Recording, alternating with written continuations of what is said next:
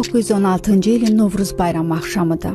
Bakıdakı evlərdən birində yığışmış cavanlar qarşısında gənc şair böyük şövqlə yeni şeirini oxuyur. Bu gənc gələcəyin böyük dramaturqu Cəfər Cabbarlı, oxuduğu şeir isə ana şeiridir. Dillər əzbərinə çevrilmiş şeirin dəqiq yazılma tarixi bəlli olmasa da, güman ki Cəfər Cabbarlı bu misraları anası Şahbikə xanıma həsr etmişdi. Cəfərin 3 yaşı olanda atası dünyasını dəyişdiyindən evin bütün yükü evdar qadın olan Şahbikə xanımın üzərinə düşür. Qadın çörək bişirməklə övladlarını böyüdür və Cəfərin təhsil almasına can atır. Ana şeiri ilk dəfə 1938-ci ildə Cəfər Cabbarlının Əsərləri adlanan kitabın 1-ci cildində nəşr olunur.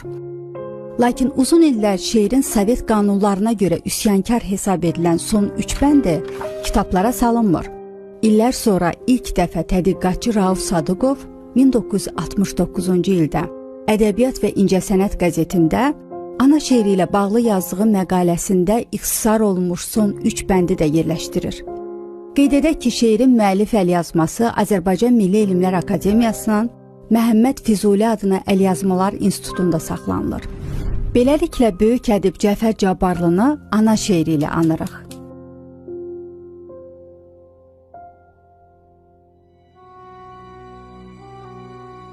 Əgər bütün bəşəriyyət ədüvvi canım ola, ürək süqut eləməz aldığı mətanətdən, rica-vü xəffə məkan vermərəm gər alimlər, 1000 ildə vəz edələr dəhşəti qiyamətdən. Pələnglər tuta dövrüm, çəkinmərəm əsla, və ya ki vəd edələr dövləti cahanı mənə,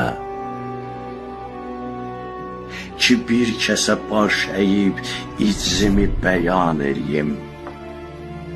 Əyilmərəm nə ki yer versələr səmanı mənə.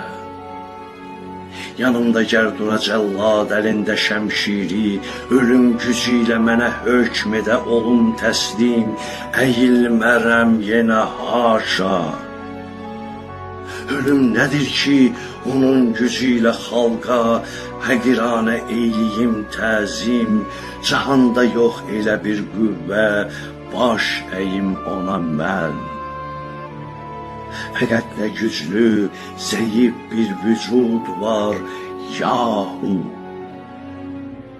ki hazıram yıxılım xaki payinə hər gün, öpüm ayağını icz ilə. Kimdir o? Nədir o?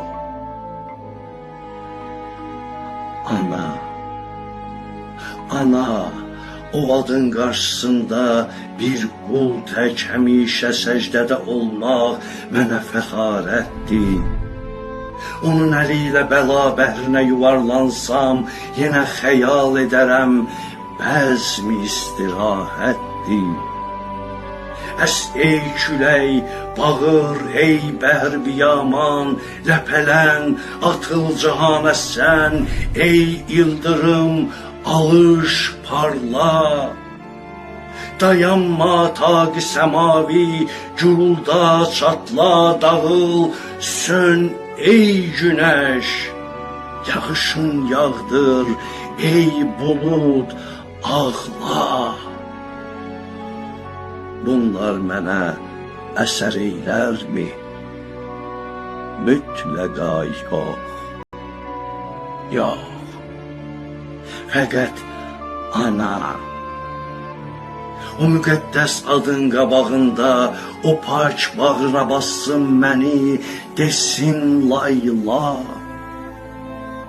Təbəssüm oynadaraq titriyən dodağımda, bütün vücudum əsər, ruhum eylər pərvaz, uçar səmalarda həb aləmi xəyalətdə yatar, ölər bədənim, nitqdən düşər bir söz. Ana, ana, sənə mən rahibəm itaətdə.